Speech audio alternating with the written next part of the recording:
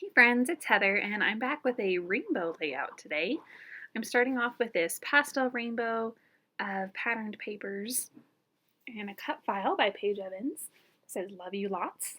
And I haven't worked with a big title like this in a long time, so I thought Valentine's Day would be a great opportunity. It was Valentine's Day just this week. So I made this on that day, feeling the love, wanting to get in the spirit of the holiday.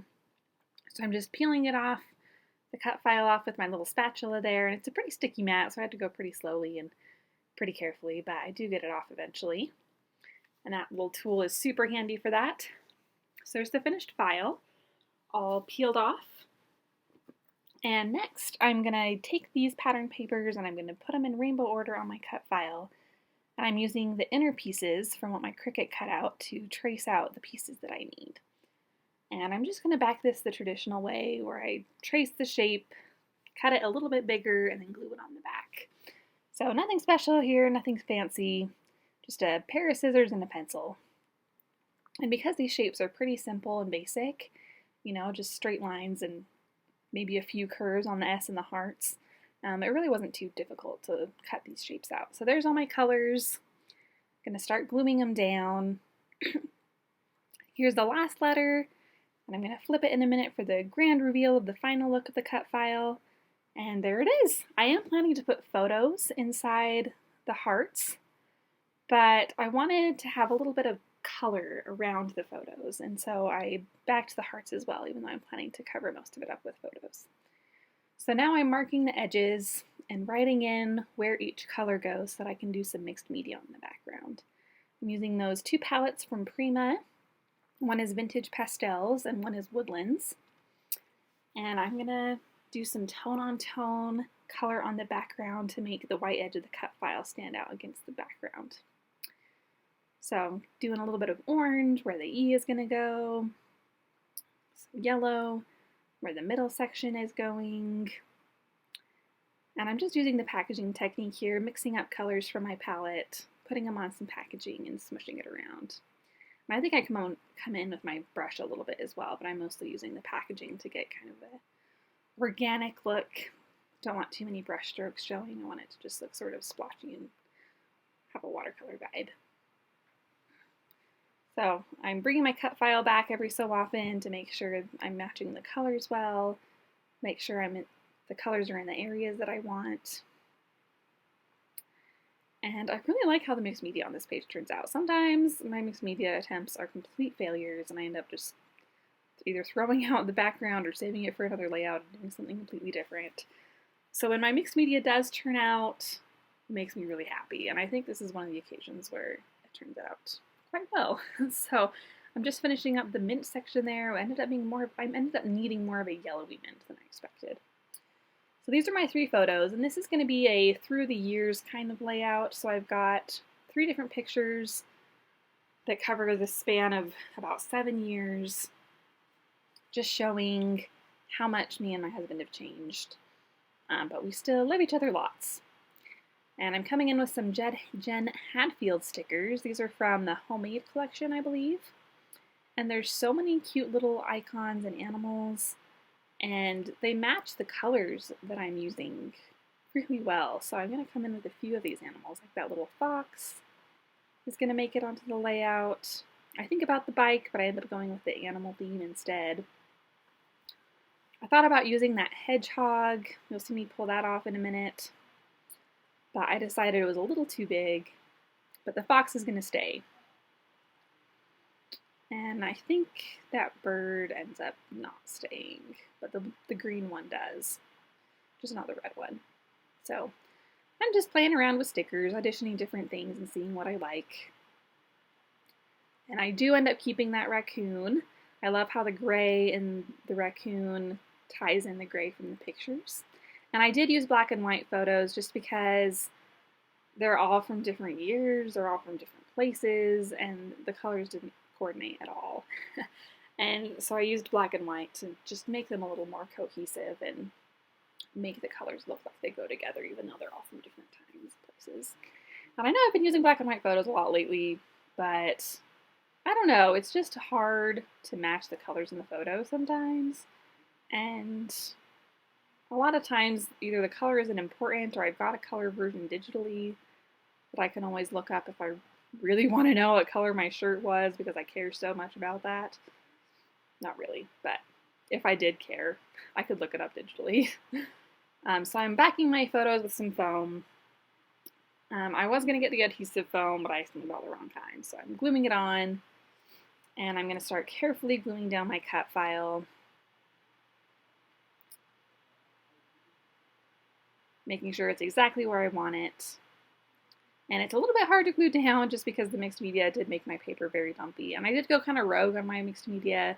I don't think I used gesso. I might have coated the page with clear gesso first, but I don't think I did.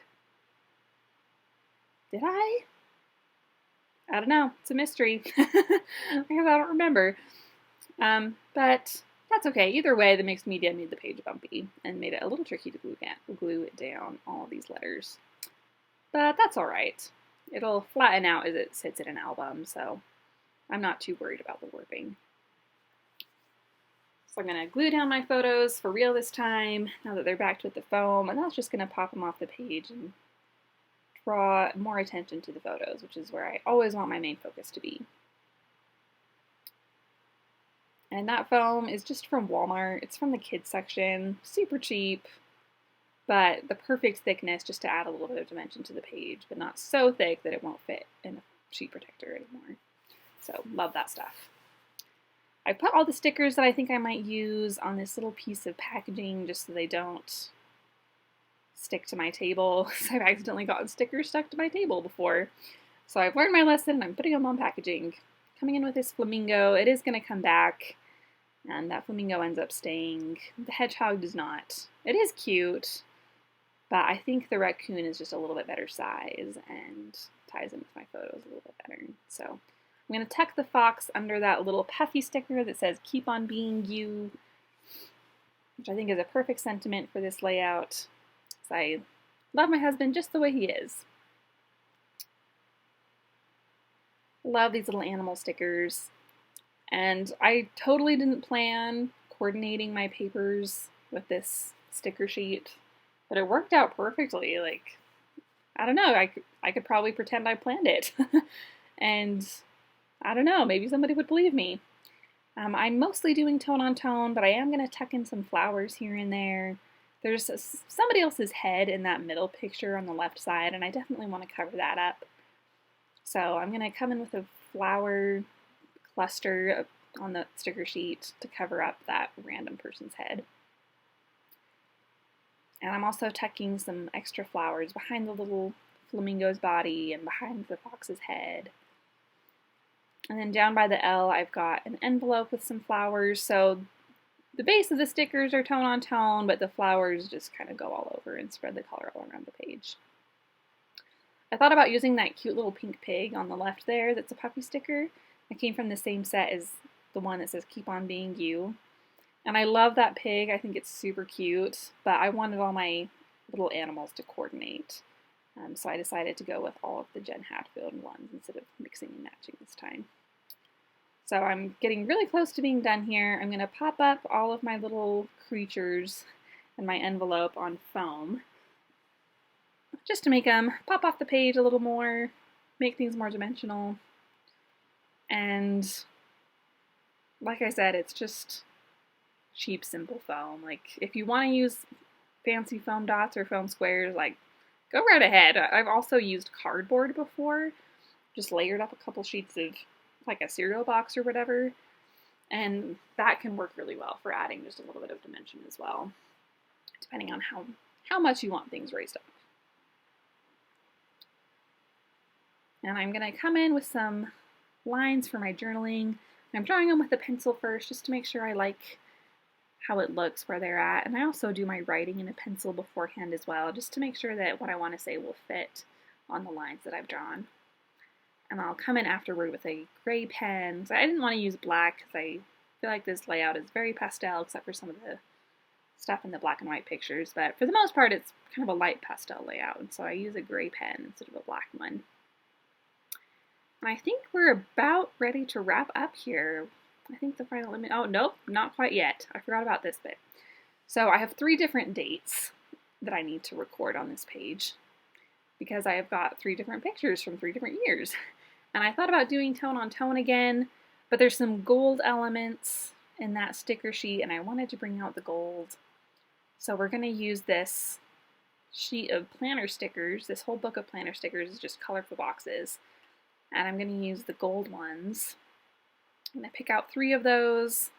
I'm putting them on white cardstock first because they're really thin paper, and this just makes it a little sturdier and also makes it easier to move around the page. So I'm going to tuck those under each of my photos and record the date for each of these. So one is from like 2015, from 2018, and from 2022. So there's a huge span of years on all of these pictures. But it's fun to kind of see how much we've changed and how different we look now. I feel like we look so much more grown up now than we did when we first got married, which is when that first top photo was taken. So I did this on a recent layout with a dark background, but I love how it looks on this one too. I'm coming in with some transparent gold stickers, and because they're transparent, it looks like the gold is just floating off the color, and it looks almost like a stamp or something, and I embossed it. I guess I could have done some embossing on this page. That would have been fun. Too late now. But I do love these gold stickers, and I come in with some colored ones as well, and those I'm going to do tone on tone. And the colored stickers aren't available in all the colors that I have going on here, but there is kind of a peachy color, there's a yellow, and I think there's a minty teal one as well. So I'm going to come in with some of those stickers. This is a Park Lane sticker book, which I'm pretty sure is the Joanne brand. And it has so many delightful things in it. I talked about it in one of my previous videos, so if you want to hear a rant about that, go ahead and watch some of my other things, and you'll hear me talk about this Park Lane sticker book again and again, because I use it a lot. There's so many little sentiments, lots of alphabet stickers, just so many cute things that I love to use. And I love how, again, the transparent sticker makes the ink just pop off the page. It looks like I wrote it on there or stamped it on there. And I think now we're about done. For real this time. And I do mess around with a few things off camera, but that's the final layout. I love how this large title turned out. I love that I was able to include multiple photos.